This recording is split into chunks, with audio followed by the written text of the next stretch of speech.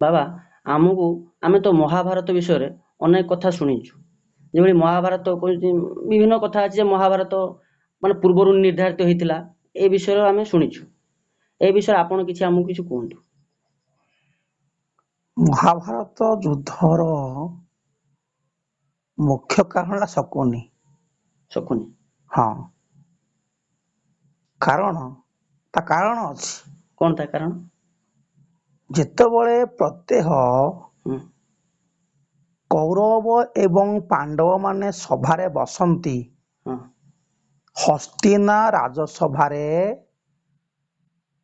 ମହାଭାରତ ଯୁଦ୍ଧ ପୂର୍ବରୁ ଆଜ୍ଞା କୌରବ ଏବଂ ପାଣ୍ଡବମାନେ ଏକତ୍ର ବସୁଥିଲେ। ହୁଁ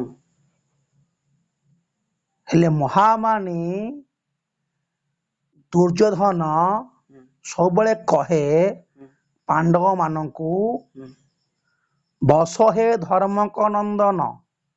ଦୁର୍ଯ୍ୟୋଧନ କହେ ପାଣ୍ଡବ ମାନଙ୍କୁ ହଁ, ବସ ହେ ଧର୍ମକ ନନ୍ଦନ, ଧର୍ମକ ନନ୍ଦନ, ବସ ହେ ପବନ ନନ୍ଦନ। ପବନ ନନ୍ଦନ। ହୁଁ, କଣ ୟା ମାନେ କଣ? ବସ ହେ ଧର୍ମ ବସ ହେ ଇନ୍ଦ୍ରକ ନନ୍ଦନ। ଇନ୍ଦ୍ରକ ନନ୍ଦନ। ହଁ, ଏମିତି ହଁ ବସ ହେ ଅଶ୍ୱିନୀ ନନ୍ଦନ। ହଁ ବସ ହେ ପଣ୍ଡୁକ ନନ୍ଦନ। ପାଣ୍ଡୁକ ନନ୍ଦନ। ହଁ ମାତା କୁନ୍ତି ପଣ୍ଡୁକୁ ମିଶାଇ ସେ ତାଙ୍କର ଥିଲେ 6ଟି ସ୍ୱାମୀ କରିଥିଲେ। କାର ପଣ୍ଡୁଙ୍କ 6 ଜଣ ସ୍ୱାମୀ ଥିଲେ। ନା, ମାତା କୁନ୍ତିଙ୍କର ମାତା କୁନ୍ତୀଙ୍କର ପାଞ୍ଚ ସ୍ୱାମୀ 6 ପୁତ୍ର ଜନ୍ମ ହେଲେ ଆଉ। ହଁ ହଁ ମାତା କୁନ୍ତୀଙ୍କର 5 ଜଣ ସ୍ୱାମୀ ଥିଲେ। 5 ସ୍ୱାମୀରୁ 6ଟି ପୁତ୍ର ଜନ୍ମ 6ଟି। ହେଇଥିଲେ। ହଁ ତା କାରଣ ହେଲା, ସେଇଥିପାଇଁ ପାଣ୍ଡବ ମାନଙ୍କୁ ମହାମାନି ଦୁର୍ଯ୍ୟୋଧନ ସବୁବେଳେ କହେ, ବସ ହେ ଧର୍ମକ ନନ୍ଦନ। ହୁଁ ଧର୍ମ ନନ୍ଦନ ହେଲେ ଧୈର୍ଯ୍ୟ ଦେବ। ଯୁଧିଷ୍ଠିର। ହଁ, ହଁ ଆଉ ପବନ ସୁତ ହେଲେ ମହାବୀର ଭୀମସେନ। ହଁ ହଁ ଇନ୍ଦ୍ରଙ୍କ ନନ୍ଦନ ହେଲେ ମଧ୍ୟମ ପାଣ୍ଡବ ଅର୍ଜୁନ ଧୀତିକୃଷ୍ଣ। କୃଷ୍ଣ ଅର୍ଜୁନଙ୍କ ଅନ୍ୟ ନାମ। ହଁ, ଅଶ୍ୱିନୀ କୁମାର ପୁତ୍ର ହେଲେ ନକୁଳ ଏବଂ ପଣ୍ଡୁଙ୍କ ପୁତ୍ର ହେଲେ ସେ ସହଦେବ। ହଁ। ତାର ବି କାରଣ ଅଛି, କଣ ତା କାହିଁକି ଏମିତି ହେଲେ। କାହିଁକି ଟିକେ କୁହନ୍ତୁ। ଯେତେବେଳେ କୁନ୍ତୀଙ୍କ ନାମ ହଉଛି ପୃଥା। ପୁଥା। ହଁ, କୁନ୍ତୀ କଣ ହେଇଛି ନା, ତାଙ୍କର ଯେତେ ସେ ଛୋଟ ଥିଲେ, 7 ବର୍ଷ ବୟସରେ ମହର୍ଷି ବିଶ୍ୱାମିତ୍ର ହୁଁ କୁନ୍ତଭୁଜଙ୍କ ଉଆସକୁ ଯାଇଥିଲେ। ହଁ ରାଜା କୁନ୍ତବଂଶ ଥିଲେ ଅତ୍ୟନ୍ତ ଧର୍ମପରାୟଣ ଏବଂ ଧର୍ମା ଅନୁରାଗୀ। ସେ ଯିଏ ତାଙ୍କ ରାଜପ୍ରାସାଦ ପହଞ୍ଚିବ, ସେ ଅତିଥି ସାଧୁ ସନ୍ତ ବ୍ରାହ୍ମଣ ସମସ୍ତଙ୍କୁ ସେ ସମ୍ମାନ ଦଉଥିଲେ। ଥରେ ମହର୍ଷି ବିଶ୍ୱାମିତ୍ର ତାଙ୍କର ଅତିଥି ହେଲେ। ବିଶ୍ୱାମିତ୍ର। ହଁ, ହୁଁ ତାଙ୍କ ସେବାରେ ରହିଥିଲେ ପୃଥା ମାନେ କୁନ୍ତୀ। ଆଜ୍ଞା ରହିଥିଲେ, ସେବା ସରିଲା, ଋଷିଙ୍କ ଯିବା ସମୟ ହେଇଗଲା। ହୁଁ ଯେତେବେଳେ ଚାଲିଗଲେ, ହୁଁ ବିଶ୍ୱାମିତ୍ର ହୁଁ ମତେ ଆପଣ କିଛି ଆଶୀର୍ବାଦ କରନ୍ତୁ। ବିଶ୍ୱାମିତ୍ରଙ୍କୁ ହଁ, କହିଲେ। ମତେ ଆଶୀର୍ବାଦ କରନ୍ତୁ। ଆଜ୍ଞା ବିଶ୍ୱାମିତ୍ର କହିଲେ ଠିକ ଅଛି। ଆଜ୍ଞା କହିଲେ ନାରୀ ଆକୁ କଣ ଆଶୀର୍ବାଦ କରିବା? ହୁଁ ଠିକ ଅଛି। ହୁଁ ସେ ଥିଲେ ସର୍ବଜ୍ଞ ପୁରୁଷ। ହଁ ବିଶ୍ୱାମିତ୍ର ସର୍ବ ହଁ ସେ କଣ କଲେ ନା, କହିଲେ ନାରୀ ମାନଙ୍କର ଧର୍ମ ହେଲା ପୁରୁଷ। ହୁଁ ପୁରୁଷ ତ ତାଙ୍କର ଇହ କାଳ ପର କାଳର ଦେବତା। ହଁ ଏଇଟା କୁହାଯାଏ ସମସ୍ତେ। ହଁ, ଇହ କାଳ ପରକାଳ ଦେବତା ହଁ, ହଉଛନ୍ତି ସ୍ୱାମୀ। ସ୍ଵାମୀ ରହୁଛି, ସ୍ତ୍ରୀ ରହୁଛି ସ୍ଵାମୀ ଦେବତା। ଦେବତା ହଁ ଯେ ସ୍ଵାମୀ ସ୍ତ୍ରୀ ହଉଛନ୍ତି ମାନେ ଈଶ୍ୱରଙ୍କ ସୃଷ୍ଟିର ପୁରୁଷ ଆଉ ପ୍ରକୃତି। ହୁଁ ନାରୀ ହେଲେ ପ୍ରକୃତି, ପୁରୁଷ ହେଲେ ପୁରୁଷ। ପୁରୁଷ ହଁ ଏ ଉଭୟଙ୍କୁ ନେଇ ତ ସଂସାର ନା। ହୁଁ ବିଶ୍ୱାମିତ୍ର କହିଲେ, ହେ ପୃଥା, ହୁଁ ତମକୁ ଗୋଟିଏ ମାଳା ମୁଁ ଦଉଛି। ହୁଁ ତମେ ଏଇ ମାଳାରେ ତମେ ଯାହାକୁ ଜପ କରିବ, ସିଏ ଆସ ତମ ପାଖରେ ପହଞ୍ଚିବେ। ପୃଥା ହଁ, ମାନେ ବିଶ୍ୱାମିତ୍ର ଦେଲେ ଗୋଟେ ମାଳା ଦେଲେ, ମାଳା କହିଲେ, ମାଳା ତମେ ଯାହାକୁ ଜପ କରିବ, ସିଏ ତମ ପାଖରେ ପହଞ୍ଚିବେ। ହୁଁ ପୃଥା କଣ କଲେ, ହୁଁ ଏହା ସତ୍ୟ କି ମିଥ୍ୟା ଜାଣିବା ପାଇଁ ହୁଁ ଦେଖିଲେ ପୂର୍ବ ଆକାଶରେ ସୂର୍ଯ୍ୟ ହୁଁ ଉଦୟ ହେଇ ଆସୁଛନ୍ତି। ହଁ ସେ ସୂର୍ଯ୍ୟଙ୍କୁ ଅନେଇନା ଆହ୍ୱାନ କରିଦେଲେ ଆଉ। ସୂର୍ଯ୍ୟଙ୍କ ନାମ ଧରି ନେଲେ। ହଁ ହଁ ଯେତେବେଳେ ଆହ୍ୱାନ କଲେ ହଁ ନା ସୂର୍ଯ୍ୟ ପହଞ୍ଚି ଗଲେ, ହଁ କଲେ ପୃଥା ହୁଁ, ତୁମେ ମତେ କାହିଁକି ଆହ୍ୱାନ କଲ? ହୁଁ, ନା ମୁଁ କରୁଥିଲି ପରୀକ୍ଷା। ପରୀକ୍ଷା ନୁହଁ, ଇଏ ହଉଛି ଋଷିଙ୍କ ବାକ୍ୟ। ହୁଁ। ଆମେ ଆସିଛୁ ତମକୁ କିଛି ଦବୁ। ମାନେ ବର ଦେଇକି ଯିବେ। ହଁ ସେ କଣ କଲେ ନା ତାର କର୍ଣ୍ଣ ବାଟ ଦେଲେ ବୀର୍ଯ୍ୟ। ଆଉ ସେ ଥିଲା ଅବିବାହିତ। ହୁଁ ହୁଁ। ଆଉ ସେ କର୍ଣ୍ଣ ବାଟ ହିଁ ଗୋଟେ ପୁତ୍ର ଜାତ, ତା ନାଁ ହେଲା କର୍ଣ୍ଣ। ସେ ଥିଲା କର୍ଣ୍ଣ, ସେଇ ସମୟରେ ହଁ କର୍ଣ୍ଣ ଜନ୍ମ ହେଇଥିଲେ। ହଁ ଜନ୍ମ ହେଲେ ହୁଁ, ଏଠୁ ମା କୁନ୍ତୀ ଦେଖିଲେ ଯେ ସେ ବିବାହ କରିନାହାନ୍ତି। ହଁ ଲୋକ ଲଜ୍ଜାକୁ ଡରି ସଖୀ ମାନଙ୍କୁ ଡକେଇ ଗୋଟେ ଆଣିଲେ ମଞ୍ଜୁଷା। ମଞ୍ଜୁଷା। ହଁ ଗୋଟେ ପେଡି। ଏଇଠି ହଁ ହଁ ସେ ପେଡି ଭିତରେ କର୍ଣ୍ଣକୁ ପୁରେଇ ଦେଲା, ତାଙ୍କୁ ନଦୀରେ ଭସେଇ ଦେଲେ। ବସେଇ ଦିଆଗଲା ସେ ଲୋକ ଲଜ୍ଜାରୁ ପାର ପାଇବା ପାଇଁ। ଏବଂ ସେଇ ପେଡି ଯୋଉ ମଞ୍ଜୁଷା ଭାସେଇ ଦେଲା ଲାଗିଲା ନଦୀ କୂଳରେ। ହୁଁ। ତାକୁ ପାଇଥିଲେ ସାରଥୀ ଅଧିରଥ। ଅଧିରଥ ସାରଥୀ। ହଁ ଆଉ ଅଧିରଥଙ୍କ ପତ୍ନୀ ହଉଛି ରାଧା। ରାଧା। ହଁ ତାପରେ ସେ ପେଡିକୁ ଦେଖି ନା କୁଆଡୁ ସେ ଅଧିରଥ ତାକୁ ପେଡିକୁ ନେଇଗଲେ ଏବଂ ଘରେ ଖୋଲିଲେ ଗୋଟେ ସୁନ୍ଦର ସନ୍ତାନ ଅଛି ତା ଭିତରେ। ସେମାନେ ସେମାନେ ଥିଲେ ଅପୈତୃକ। ହଁ ହଁ ତାଙ୍କର କୌଣସି ପିଲା ଛୁଆ ନଥିଲେ। ନା ହଁ ହଁ ତାଙ୍କଠୁ ତାଙ୍କ ସ୍ତ୍ରୀ ରାଧାକୁ କହିଲେ ତାଙ୍କ ଭଗବାନଙ୍କୁ ଦେଇଛନ୍ତି, ତାକୁ ପାଳନ କର। ସେଥିପାଇଁ କର୍ଣ୍ଣକୁ ତାଙ୍କ ମା ଯେହେତୁ ରାଧା, ହୁଁ ପିତା ଯେହେତୁ ଅଧିରଥ, ହୁଁ। ତା ପିତା ହଉଛନ୍ତି ସାରଥୀ। ସାରଥୀ ହଁ। ସେଥିପାଇଁ କର୍ଣ୍ଣ କୁହାଯାଏ ସୁତପୁତ୍ର ବୋଲି। ସୁତପୁତ୍ର ହଁ। ଆଉ ତାଙ୍କ ମଧ୍ୟ କୁହାଯାଏ ରାଧେୟ, କାରଣ ସେ ତାଙ୍କ ମା ଯେହେତୁ ରାଧା, ତା ମା ଯେହେତୁ ରାଧା ତାକୁ ରାଧେୟ ବୋଲି କୁହାଯାଏ। ରାଧେୟ। ଇଏ ହେଲା କୁନ୍ତିଙ୍କର ପ୍ରଥମ ପୁତ୍ର। ଦ୍ଵିତୀୟରେ କଣ ହେଇଛି, ଯେତେବେଳେ କୁନ୍ତୀ, ମାଦ୍ରୀ ଏବଂ ପଣ୍ଡୁ ବନବାସ କରୁଥିଲେ, ହୁଁ ସେଇ ସମୟରେ କଣ ହେଇଛି ନା ଥରେ ମୃଗ ଆଉ ମୃଗୁଣୀ, ମୃଗୁଣୀ। ହଁ ହୁଁ କାମ କ୍ରୀଡାରେ ରତ ଅଛନ୍ତି। ଜଣେ ଋଷି ଋଷି ସେମାନେ। ସେ ମୃଗୁଣୀ ସହିତ କାମ କ୍ରୀଡା କରୁଛନ୍ତି। ହୁଁ ଏ ପଣ୍ଡୁ ଜାଣିନାହାନ୍ତି, ତାକୁ ଅସ୍ତ୍ର ମାରିଦେଲେ। ଓହୋ।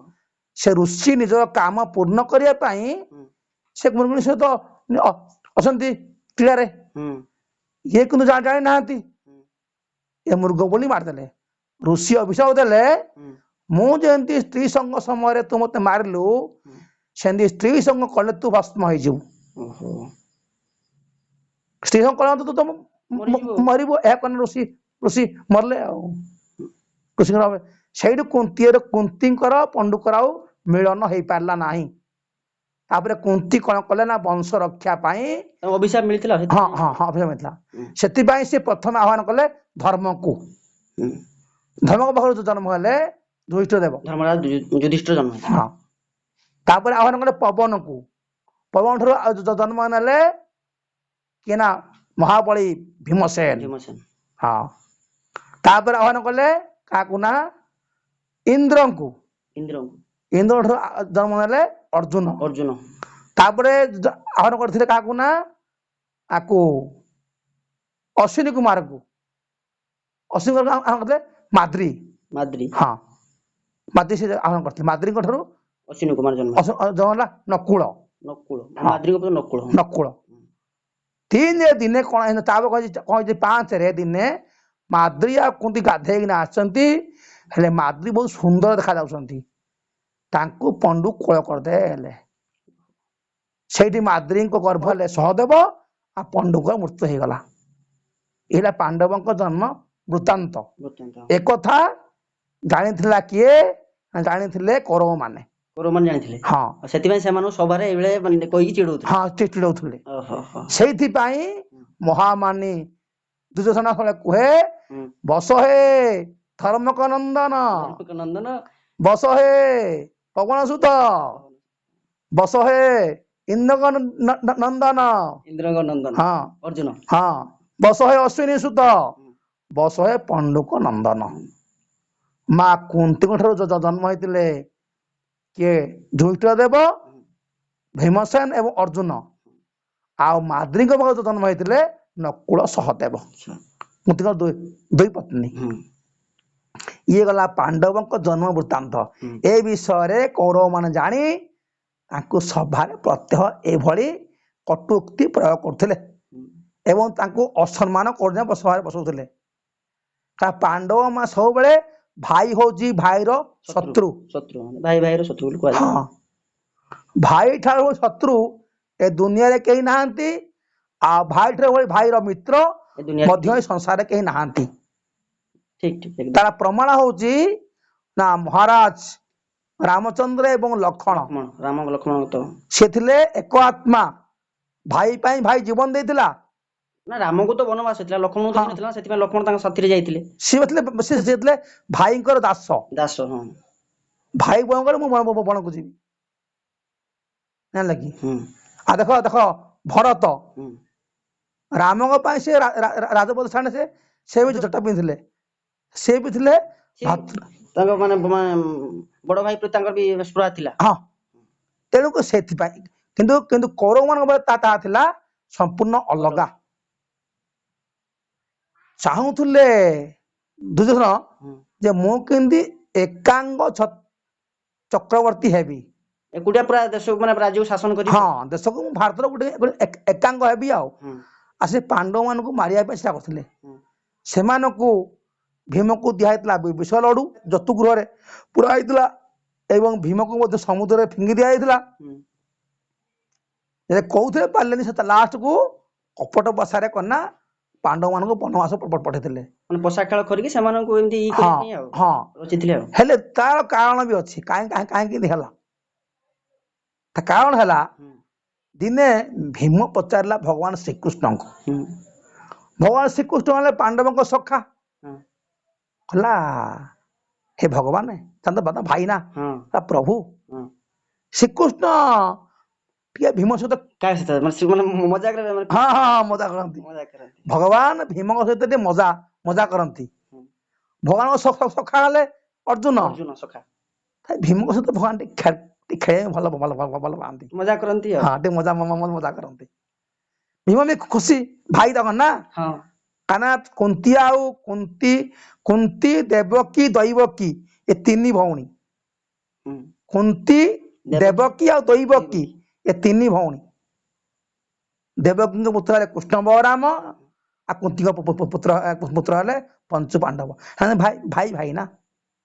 ଆଉ ତେଣୁ କରି ଦିନେ ପଚାରିଲା ଯେ ପ୍ରଭୁ ଗୋଟେ କଥା ପଚାରିବି, ଆପଣ କହିବେ ନା? କଣ କହୁନୁ? କୁହ ଭୀମସେନ। ତମେ ପଚାରିବ ଭାଇ ପଚାରିବ ଭାଇ କହିବନି ତ ଆଉ କହିବ କିଏ? ହେ ଅନ୍ତର୍ଯାମୀ ପୁରୁଷ, ଆପଣଙ୍କୁ ବା କୋଉ କଥା ଅଗୋଚର ମୁଁ ପଚାରିବି ମୁଁ? ନା ଭୀମସେନ କୁହ। ହେ ପ୍ରଭୁ, ଆପଣ ତ ସକଳ ଘଟବାସୀ, ଆପଣ ତ ସବୁଠି ଅଛନ୍ତି, ଆପଣ ସବୁ ଜାଣନ୍ତି, ଆଉ ଆପଣ ସବୁ ଦେଖିପାରନ୍ତି, ଆପଣ ସମସ୍ତଙ୍କୁ ଜାଣନ୍ତି, ଆଉ ଆପଣ ସବୁ ଶାସ୍ତ୍ରରେ ପ୍ରବୀଣ। ସେଥିପାଇଁ ତ ଆପଣ ଭଗବାନ। ଏକରେ ଆପଣ ସବୁଠି ଥାଆନ୍ତି, ଦୁଇରେ ଆପଣ ସବୁ ଜାଣନ୍ତି, ତିନିରେ ଆପଣ ସବୁ ଦେଖିପାରନ୍ତି, ଚାରିରେ ଆପଣ ସବୁ କହିପାରନ୍ତି, ପାଞ୍ଚରେ ଆପଣ ସମସ୍ତଙ୍କୁ ଦେଖିପାରନ୍ତି କିନ୍ତୁ ଆପଣଙ୍କୁ କେହି ଦେଖିପାରନ୍ତିନି, ଛଅରେ ଆପଣ ସମସ୍ତଙ୍କ ବିଷୟରେ ଜାଣନ୍ତି କିନ୍ତୁ ଆପଣଙ୍କ ବିଷୟରେ କେହି ଜାଣନ୍ତିନି। ଯେପରି କ୍ଷୀର ଭିତରେ ଘିଅ ଲୁଚି ରହିଥାଏ, ସେହିପରି ହେ ପରମାତ୍ମା ଭଗବାନ ଶ୍ରୀକୃଷ୍ଣ ସଂସାର ରୂପକ କ୍ଷୀରରେ ଆପଣ ଘିଅ ରୂପରେ ଥାଆନ୍ତି। ଭଗବାନ କହିଲେ ଭୀମସେନ କହ କଣ ହେଇଛି? କହିଲେ ପ୍ରଭୁ ମତେ ଗୋଟେ ବାଧୁଛି।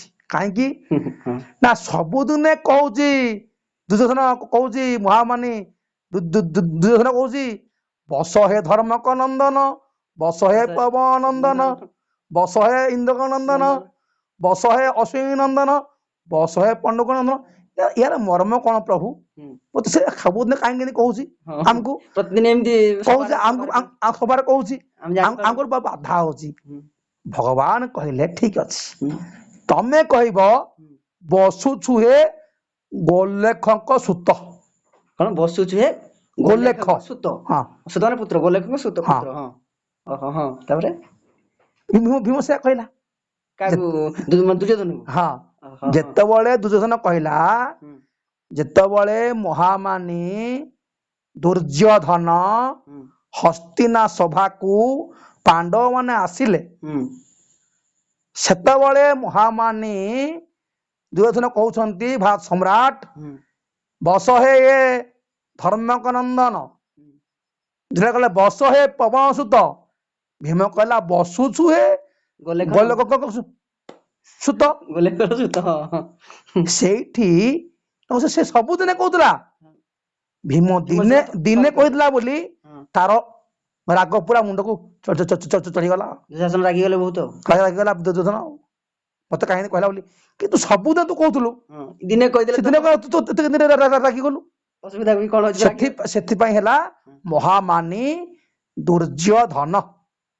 ସେଥିପାଇଁ ଶ୍ଲୋକରେ ନାହିଁ, ଅତି ମାନେ ଚ କୌରବା ଅତି ଦାନେ ବଳିବଧମ୍ ଅତି ସର୍ବତ୍ର ଗ୍ରହୀତମ୍। ଅତି ଦାନେ ବଳିବଧ, ହୁଁ ଅତି ମାନେ ଚ କୌରବା, ଅତି ଜ୍ଞାନେ ବାଳିବଧ, ବାଳିବଧ ଆଉ ଅତି ଦାନେ ବଳିବଧ। ବଳିବଧ ହେଇଥିଲେ। ହଁ ବେଶୀ ଦାନ କରି ତାଙ୍କ ହଁ ଅତି ସର୍ବତ୍ର, ଅତିରେ ଇତି। ଅତିରେ ଇତି ଶେଷ ହେଇଯାଏ ସବୁ। ହଁ ଯଦି ବେଶୀ ହେଇଗଲା ହଁ ମାନେ ସେଟା ଶେଷ ହେଇଯିବ। ସରିଯାଏ ହଁ ଶେଷ ସରିଯିବ ହେଇଯିବ। ଆଉ। ହଁ ତେଣୁ ସେ ସବୁଦିନେ କହୁଥିଲା, ଏ ଦିନେ କହିଲା ବୋଲି କଣ ହେଇଛି ନା, କୁରୁକୁଳ ସମ୍ରାଟ କିଆ ଦୁର୍ଯ୍ୟୋଧନଙ୍କ ରାଗ ହେଇଗଲା ଆଉ। ମୁଣ୍ଡକୁ ଚଢିଗଲା। ହୁଁ ସିଏ କଣ ହେଲା, ହୁଁ ହୁଁ ସିଏ କିଛି ଆଉ ଖାଇଲାନି। ଦୁର୍ଯ୍ୟୋଧନ ଆଉ ଖାଇଲାନି, ନା ରାଗି ଯାଇଛି। ହଁ ପୁରା ଶୋଇଲା ଗମ୍ଭୀରା ଭିତରେ ଆଉ। ହଁ ଗୋଟେ ଥାଏ ଗମ୍ଭୀରା, ଗମ୍ଭୀରା ଥାଏ ଗମ୍ଭୀରା ଘର। ହଁ ହଁ ଯେତେବେଳେ ଯାହାର ହୁଏ ସେ ଯାଇକି ମାନେ ସେ ଶୋଇବ ସେଠି, ଶୋଇବ ଆଉ। ସେଠି ସେ କରିବ ଅନଶନ କରିବ ଆଉ। କାହାକୁ ମୁହଁ ଦେଖେଇବେନି ଆଉ। ନା ହଁ ଯେତେ ଯଦି ଡାକିଲେ ସିଏ ଆଉ ଶୁଣିଲେ ନାହିଁ। ହଁ ଲାଷ୍ଟକୁ ମା ଗାନ୍ଧାରୀ ଆସିଲେ, ହଁ ଆଉ ତ କେହି ତା କଥା ଶୁଣୁନାହାନ୍ତି। ହଁ ହେଠୁ କହିଲା ଦୁର୍ଯ୍ୟୋଧନ, ହୁଁ କହିଲା ମା ହୁଁ ଯେ ସେଠୁ ତୁ ମତେ ଗୋଟେ କଥା କହିବୁ, ଯଦି ମୁଁ ଖାଇବି, ନହେଲେ ମୁଁ ମରିବି ଆଜି। କଣ ହେଇଛି ହୁଁ ନା, ଭୀମ ମତେ ଆଜି କହିଲା ହୁଁ ବସୁଛୁ ହେ ଗୋଲେଖ ନନ୍ଦନ ଗୋଲେଖ ସୁତ ନନ୍ଦନ ନନ୍ଦନ ସୁତ। ସୁତ। ହଁ ହଁ ମୋ ବାପା ପୁଣି ଗୋଲେଖ, ହଁ ତାମାନେ ମୁଁ ହଉଛି ଯାହା ସନ୍ତାନ। ଦୁର୍ଯ୍ୟୋଧନ କହିଲା ହଁ ଦୁର୍ଯ୍ୟୋଧନ କହିଲା। ମା କହିଲେ ନାଇଁ ରେ ପୁଅ, କଥା ସେଇଆ ନୁହଁ। ହଁ ଭୀମ ଠିକ କହିଛି, ହୁଁ କିନ୍ତୁ ଗୋଲେଖ ଗୋଟେ ଗଛ, ହୁଁ ଶାହାଡ଼ା ଗଛକୁ କୁହାଯାଏ ଗୋଲେଖ। ହଁ ଶାହାଡ଼ା ଗଛକୁ କୁହାଯାଏ ହଁ ଗୋଲେଖ। ପୂର୍ବ କାଳରେ ମୁଁ ମା ଗାନ୍ଧାରୀ ଥିଲେ ଉଆଁସୀ କନ୍ୟା। ପୂର୍ବ କାଳରେ ମୋ ପିତା ପାଞ୍ଚଟି ସ୍ଵାମୀକୁ ବିବାହ କଲେ, ହୁଁ କି ସେମାନେ ବିବାହ ସାଙ୍ଗେ ମରିଯାଆନ୍ତି। ଓହୋ ମାନେ ସେ ଯାହା ଗାନ୍ଧାରୀ ଯାହାକୁ ବାହା ହଉଥିଲେ ସେମାନେ ସାଙ୍ଗେ ହଁ ମରିଯାଉଥିଲେ। ହଁ ସେଠୁ ମୋ ପିତା କଣ କଲେ, ମତେ ବାହା ଦେଲେ ଗୋଟେ ଶାହାଡ଼ା ଗଛ। ଶାହାଡ଼ା ଗଛ, ହଁ ଶାହାଡ଼ା ଗଛକୁ କୁହାଯାଏ ଗୋଲେଖ। ଗୋଲେଖ ହଁ ହେଲା, ହୁଁ ସେଇ ଶାହାଡ଼ା ଗଛ ବିବାହ ଦେଇଥିବାରୁ ହୁଁ ମୋ ପ୍ରଥମ ସ୍ଵାମୀ ହେଲେ ଶାହାଡ଼ା ଗଛ। ତାପରେ ମୁଁ ତୋ ପିତା ଧୃତରାଷ୍ଟ୍ରକୁ ବିବାହ କରିଥିଲେ। ବିବାହ କରିଛି। ତାପରେ ଧୃତରାଷ୍ଟ୍ର ବାହା ହେଇଥିଲେ ଆଉ। ହଁ ଧୃତରାଷ୍ଟ୍ର ମଧ୍ୟ ପାଞ୍ଚଟି କନ୍ୟାକୁ ବାହାନା, ସେମାନେ ମଧ୍ୟ ମୃତ୍ୟୁବରଣ କରିଥିଲେ। ଆଉ ଧୃତରାଷ୍ଟ୍ର ବି ପୂର୍ବରୁ 5 ଜଣ ବାହା ହେଇଥିଲେ। ହଁ ସେ ବି ମରିଥିଲେ। ମରିଯାଇଥିଲେ। ହଁ ଏହା ଶାସ୍ତ୍ର ସମ୍ମତ। ହଁ ଏବେ କଣ ହେଇଛି, ହୁଁ ହେଠୁ କିଏ ନା ଦୁର୍ଯ୍ୟୋଧନ ହୁଁ ତା ମାନେ ମୋ ଅଜା ହଉଛି ୟାର କାରଣ। ଠିକ ଅଛି, ହଁ ପଠେଇଲା ଦୁଃଶାସନକୁ, ଆଉ ହୁଁ ଯାଅ ହୁଁ ତୁମେ ଗାନ୍ଧାର ରାଜା ଆଉ ତା 100 ପୁଅଙ୍କୁ ଡାକି ଆଣ। ଦୁଃଶାସନ ଗଲା, ଆଉ ଗାନ୍ଧାରକୁ ଆଉ ତ 100 ପୁଅଙ୍କୁ ଡାକି ଆଣିଲା। ହୁଁ କଣ କଲା ଇଏ ଦୁର୍ଯ୍ୟୋଧନ, ହୁଁ ସେମାନଙ୍କୁ ସବୁ ହୁଁ ଗୋଟେ ପଥର ଘର ଭିତରେ ପୁରେଇ ଦେଲା। ପଥର ଘର, ହଁ आउ खाया पे दिए गोटे मिल गोटे टाइम थरे दिन थरे खाइबो ना नहीं 100 लोकर खाद्य खाद्य दवा ना गांधा कर 100 पुओ ओ 100 लोक खाइ माने जणक खाद्य दिए हाँ ओहो 100 से जन खाद्य से दिए माने 100 जणक गोटे जणक खाद्य दे हाँ बास बास ସେମାନେ ବଞ୍ଚିବେ କି ବଞ୍ଚି ପାରିବେନି ତ से मरी जिवे ओहो मरि ଯାଇଛନ୍ତି ओहो ହଁ एबे कौन है ना जन खाद्य देला हेडू गांधा सन कौन कले ताको बड़ पुओ शकुनी खाया पे दियंती ଶକୁନି ଖାଇବା ପାଇଁ हाँ शकुनी को शकुनी कौन कला खाइला धीरे धीरे सब भाई माने मरिबा आर ହଁ ଖାଦ୍ୟ ନ ଖାଇଲା ମାନେ ତ ମରିବେ ଜଣ ଜଣ हाँ मरी जिवे जो दिन मरिबे गांधा से न शकुनी जेमिति केना दुर्योधन महामानी कौरव सम्राट दुर्योधन जेमिति हमको अनाहार रे मारिची तते मु कथा दउची पुओ तू